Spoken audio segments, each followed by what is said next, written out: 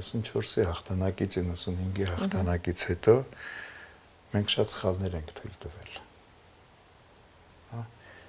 Նախ ըստ իս առաջի ամենամեծ սխալը նա էր, որ 95-ին ոչ թե հրադադար պետք է կնքվեր, այլ պետք է կնքվեր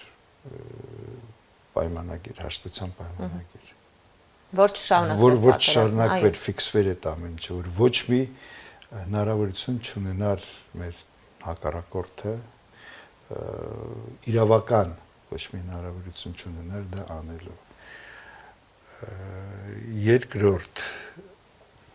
94-95-ից հետո խիստ հրամայական էր, որպեսզի այդ գաղափարախոսություն, ազգային գաղափարախոսություն, ազգային փիլիսոփայություն մշակվեր, ազգային դոկտրին մշակվեր։ Եվ բավականաչափ նեղ տիրույթով լիներ դա, եւ լիներ օրենքի գերակայությամբ, ով որ դուրս կգա այդ տիրույթից, օրենքի գերակայությամբ պետք է պատասխան տա իր արածների համար։ Չեղավ այդ ամեն ինչը։